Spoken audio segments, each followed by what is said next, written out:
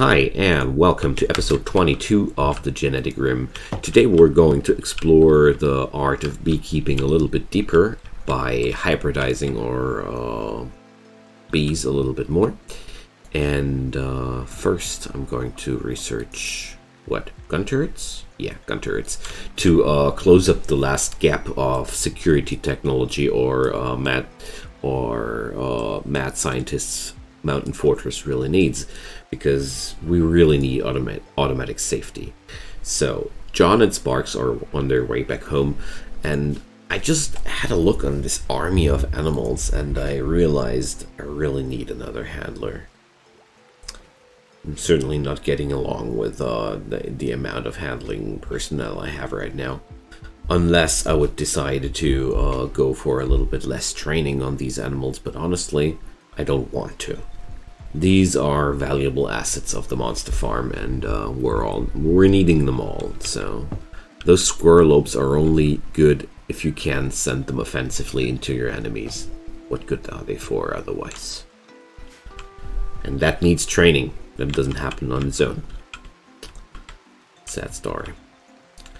But overall, I'm very, very happy with the progress of this place. Why is Maddox idle? Is there not any work to do? So, thanks to a comment between the series, I got my attention on the fact that I needed the bee breeding technology to proceed furthermore. Because with the setup I'm having right now, the only thing I can do is produce more beeswax, honey, and cook with it, and do these nice research papers which I can read, which show me recipes I can't achieve without the other technology. So basically I think the research table right now was pretty much a waste, but well, now I know that. So Erin tamed a mare, so looks like Erin's priorities are allowing her to go handling in between. Well, good for her. I love to have horses. Horses are such valuable companions in your colonies. Packing animals which are offering you high speed riding animals. It's one with everything. So going to keep those guys, and possibly we're going to sell them all off as well to earn some good money with that. But first off, let me take down the warg. So I'm going to send Orozco, Nicholas, and well, why not Maddox as well? So let's go. I just want to get rid of this beast and grab the genes at the same time, because dog genes are pretty hard to get. I'm really considering to force the research of the gene replication technology a little bit more. I'm not sure about that yet though, because it's quite a heavy investment to go this way. But well, at the same time it would make me independent of hunting actions like these. This just doesn't feel professional, you know? This is just randomly scavenging these biomes. Nothing, no scientific work, you know? I can't prove that. So, let's hunt that warg and steal his genome so he can live on somewhere.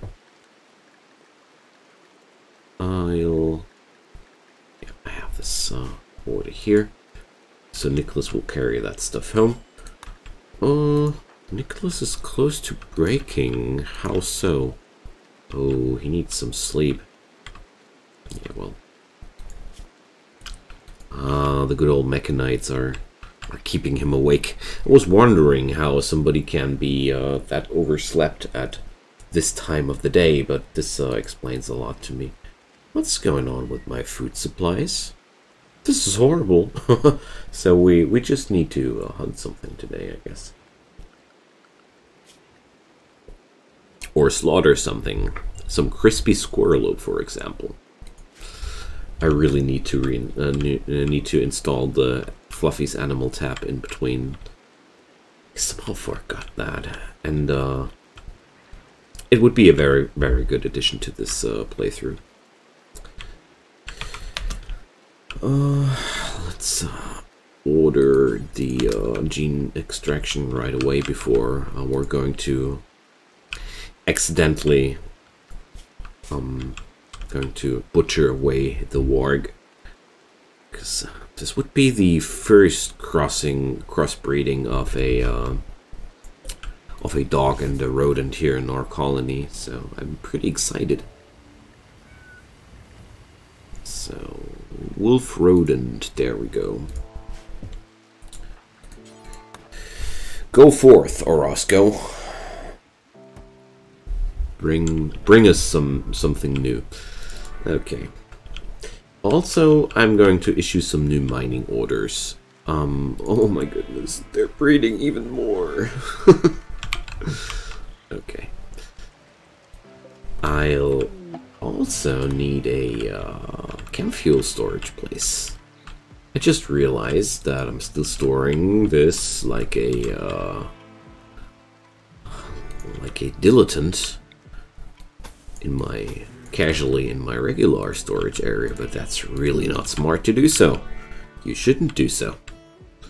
Alright, so let's get back into the numbers. I wanted to have a look-see on that when John's back home. So right now John and Aaron are my most talented animal handlers. So yeah, if I have the chance to capture somebody or hire somebody or free some slave, that's pretty good with animals. I should consider that one. Okay,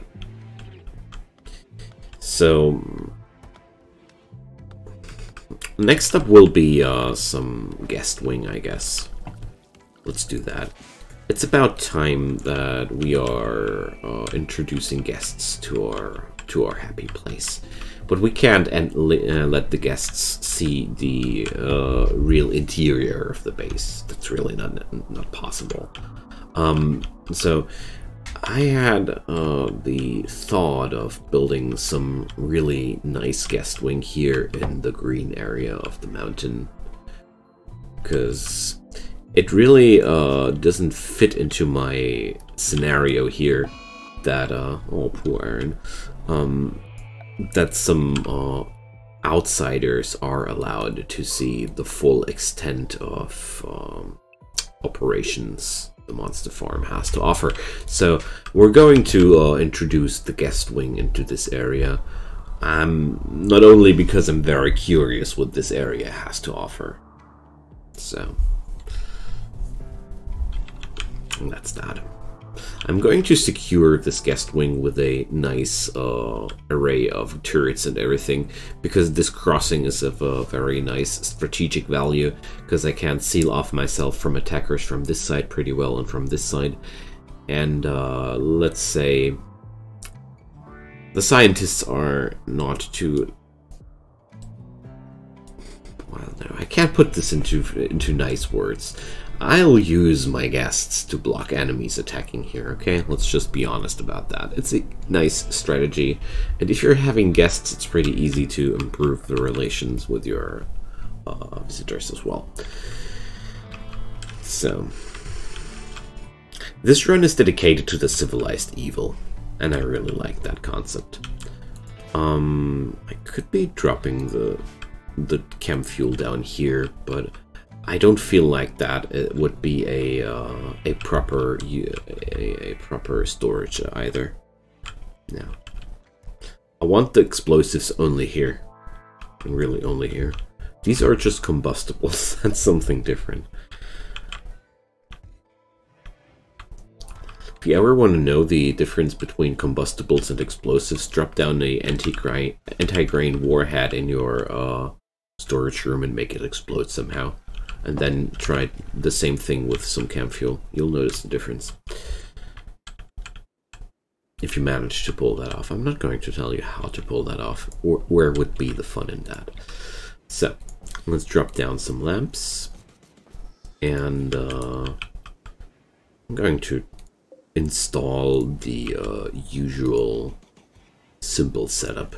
We're still not at the phase of base building here that I could spend my resources freely or offer big comfort for everybody. Wooden furniture must suffice for now. Not even John has a better room than anybody else, but that's because we're considering everybody equal here. You know, the science might be ethically questionable, but they're still professionals. Cheers.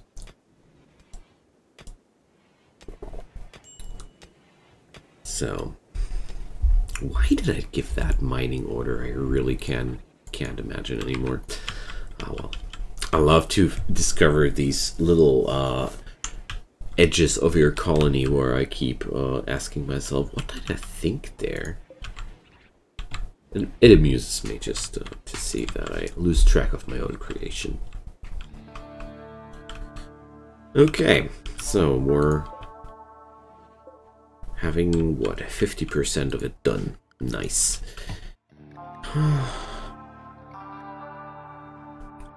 Little squirrelopes are having a pregnancy phase of 7 days. So ultimately I think I'm going to use them quite eagerly, because I'm getting quite a vast surplus of them. But honestly, I think they're quite good. Living Molotov cocktails, I mean, it's pretty nice. Oh, come on. A defoliator ship. Okay, let's pause the game for a moment. 4 lancers and 2 pikemen. That's we had that stuff a while before, and now we're getting the same. Pretty much the same spot. Come on. Oh well. We need the guest wing. I need some people covering me here. Going to drop the caravan. No, I don't have the trading spot mod. Oops. Okay, maybe I'm going to change that. Looks like I forgot a few mods here in between. Oh man, another defoliator ship. That sucks.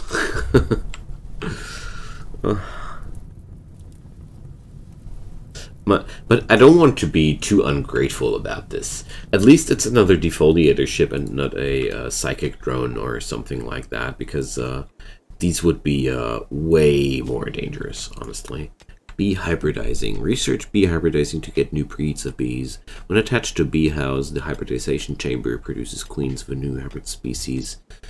I need that. This produces new queens and drones, but no new species. I'll need this as well to build the hybridization chamber. That's the thing with the blue roof.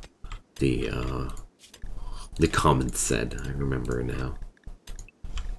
Well, I'm quite happy to finally reach the point where the RimBees start to be more accessible. I mean, sure, I didn't force it. I just did that quite leisurely, but I'm enjoying this mod pack to take it in its own speed. But this is seriously concerning me. I mean, I'm having enough animals that I can order to attack. So basically, I'll just send them and hope they'll kill everything and tank people. I mean, the sad thing about this is I don't seem to have a resurrector available, so I don't want to lose anybody, you know. Lancers are giving me really spooky feelings. I've lost so many people to Lancers, I get instant PTSD as soon as I see these guys. Like, their one-shot capabilities are just insane. Like, My favorite story about this whole thing was when I saw the royalty expansion and I saw the inclusion of the cataphract armors, and I was like, wow, nice. Finally something to protect me from these nasty one-shots. And then my wife was building some of her colonies, and I was watching what she was doing, and she had some colonists and a big cataphract armor there, and wolf beaver, hi there. And well, just to sum the story up, the next fight I saw the same situation, cataphract armor versus lancer, boom, one shot into the heart through cataphract armor. So not even that is protecting you from this fate. So I lost completely my faith against these guys. They're just death incarnate. Tynan wants them to be that. So I accept the challenge, I guess. I could lower the difficulty, after all. Okay, but I won't. Where's the fun in it if we're not suffering the risk of death? So let's get to the wolf beaver, though. After this little anecdote, while we were watching Orozco mining. So a wolf beaver. Fast breeding predator. Drain on your tree reserves unless you provide it with some fresh meat. Fast breeding. Advanced trainability. So, no hauler, though. I'm not keeping him. I'm sorry, but I do already have so many animals, so the wolf beaver is no keeper for today. I'm sorry for you, kid. Okay, that's that.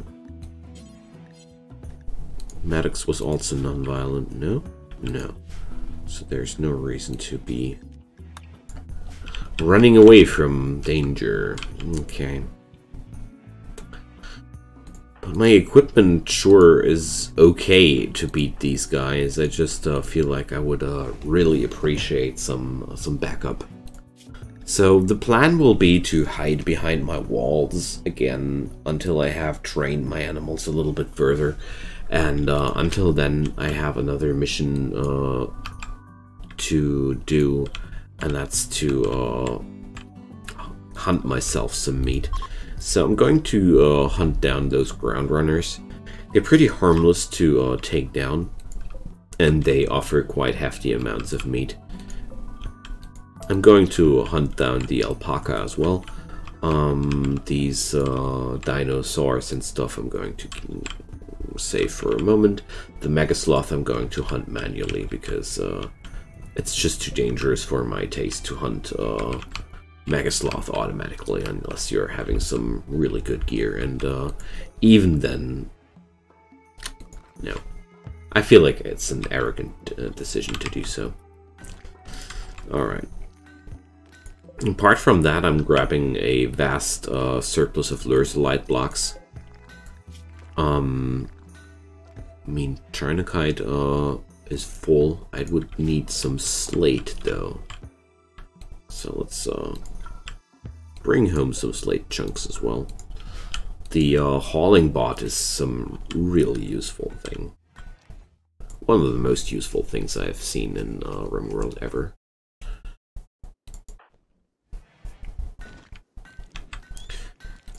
Wow, how about cleaning up this place? Well, I don't know.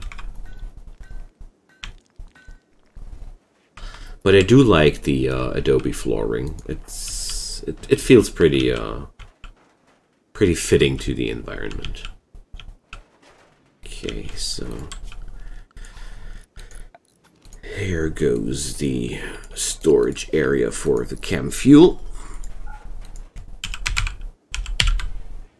Because obviously my colony is going to rack up some vast amounts of chem fuel, considering the amount of squirrelopes we're breeding right now.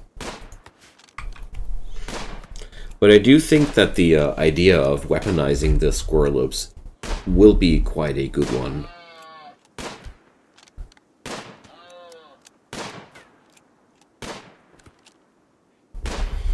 So another thing that comes to my mind is that the monster farm really needs some expendable hands. So I mean, every villain needs has some sort of meatheads, some people that get sent up front to do the unhappy jobs, like going up front with the squirrelopes to engage the enemies. So I have to think about who's going to do that job. I feel like these people here, Akio, John, Nicholas, and Orozco, they are like the central crew of this place. Erin, I don't know. She turns out to be a quite versatile member of the crew, and being the only real melee specialist on the team, I feel like it would be wrong to waste her life just like that. Next up in the list is Sparks, being a cannibal on himself. John feels like he can't just waste away a kindred spirit like that. They have some certain connection, you know? I can't do this. Or, much more, I think John wouldn't do this. My inner John doesn't approve wasting the life of Sparks, so we can't do that either.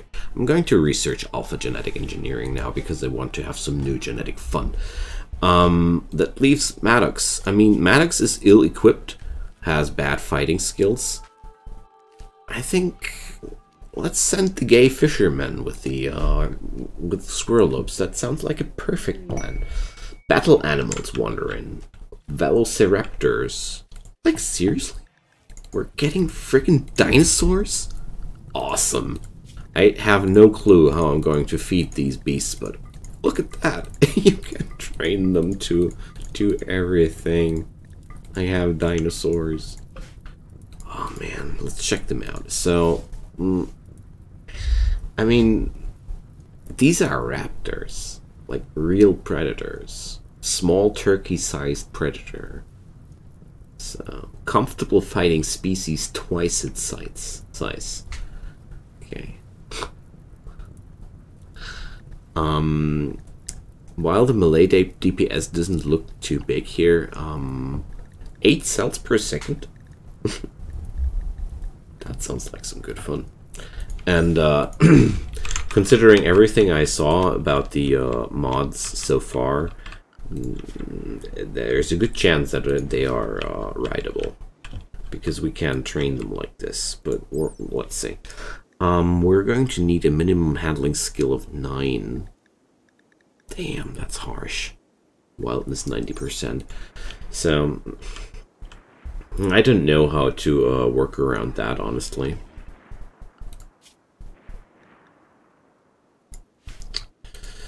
But well. So if we're growing too hungry, I guess I'm going to eat some animals.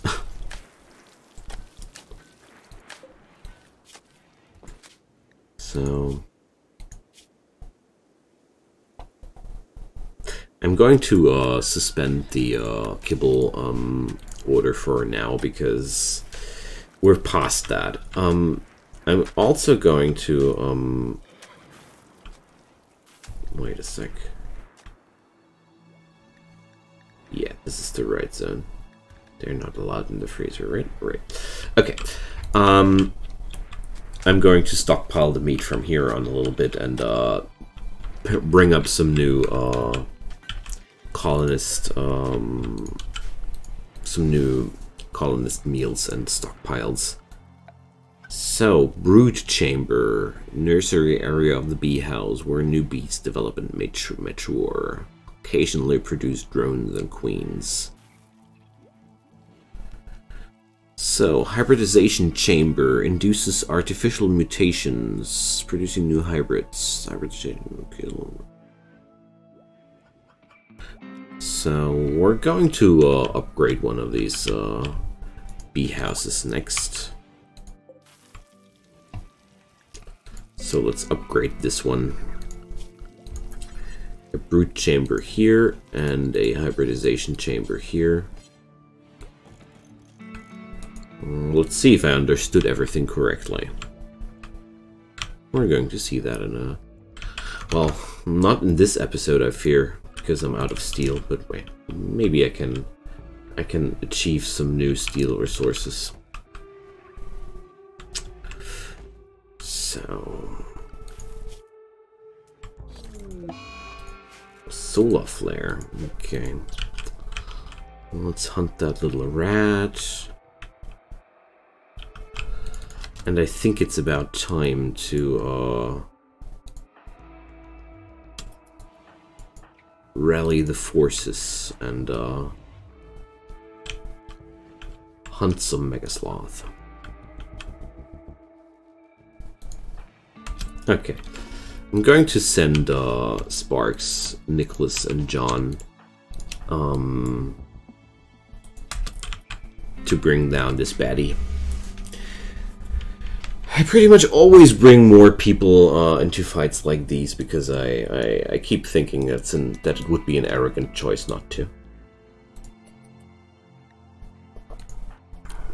A Megasloth can easily maul down a single colonist without him having much chance to defend himself against that. And even if you might be able to run away, you would be still wasting a lot of time if you have to bring up people into the fight. There we go. So, but I'm not done yet. I'm going to hunt another... Wasn't there another Megasloth here on this side? Did it already migrate out to the other side? Damn. No, there it is. Okay.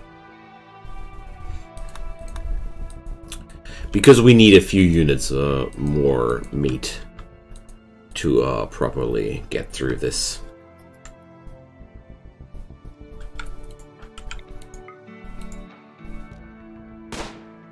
The charge as LMG really proves to be a quite powerful weapon here.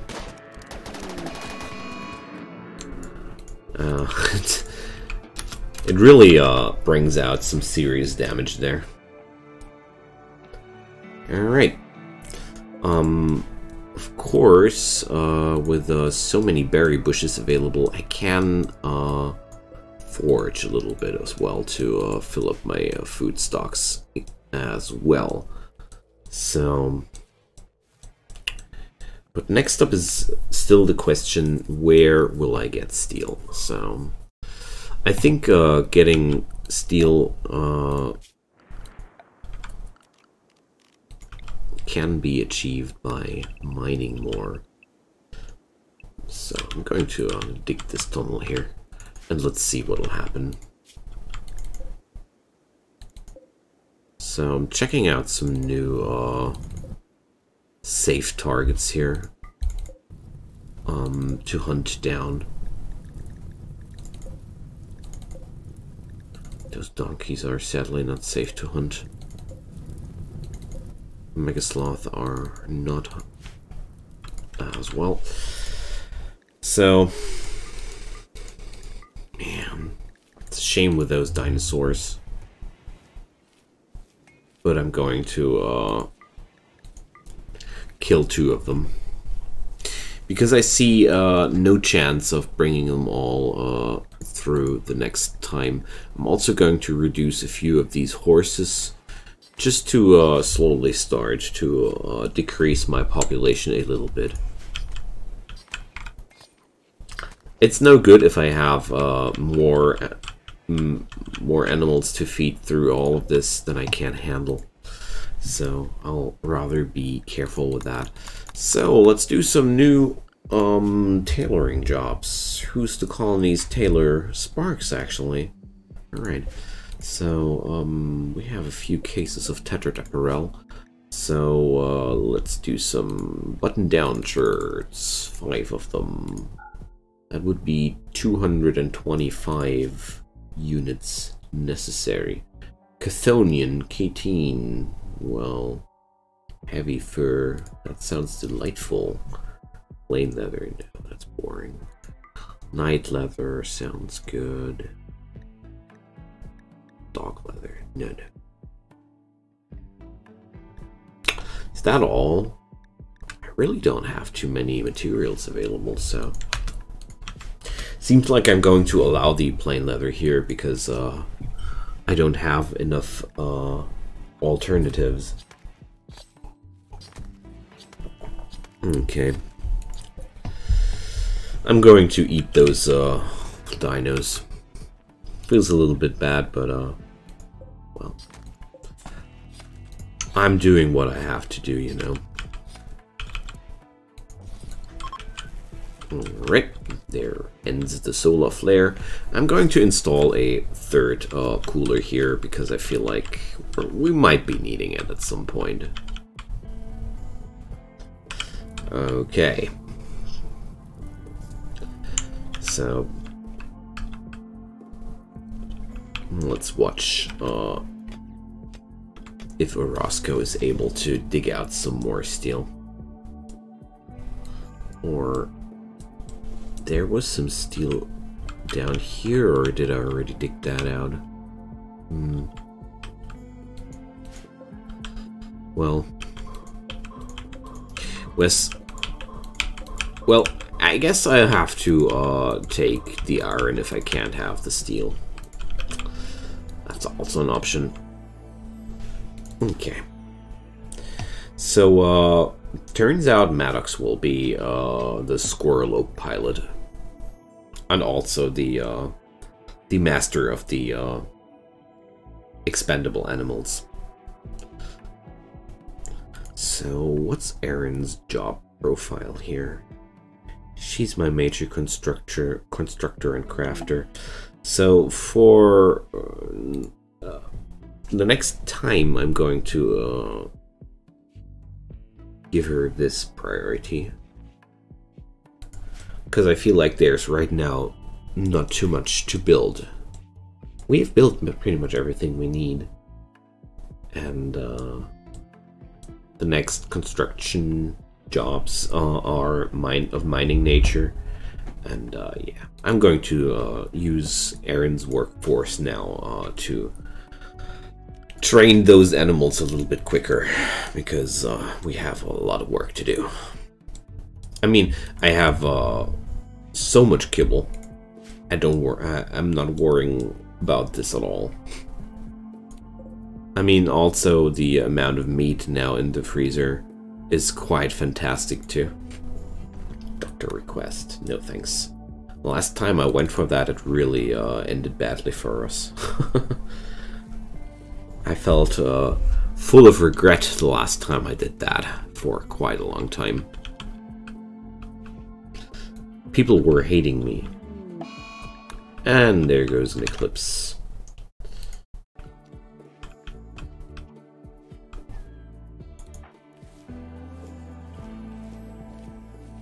Yeah, so my food resources are now pretty fine again. Wonderful.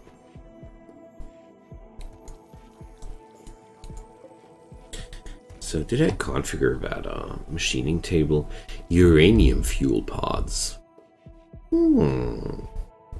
Can't remember to have Rim Atomics installed, so I wonder what's up with them. So one good thing to do once you are having this technology is one use of EMP grenades, because EMP grenades are very, very powerful against mechanoids in general. I mean, we will need to find some steel to make any use of that, but I'm pretty positive that at some point I'm going to be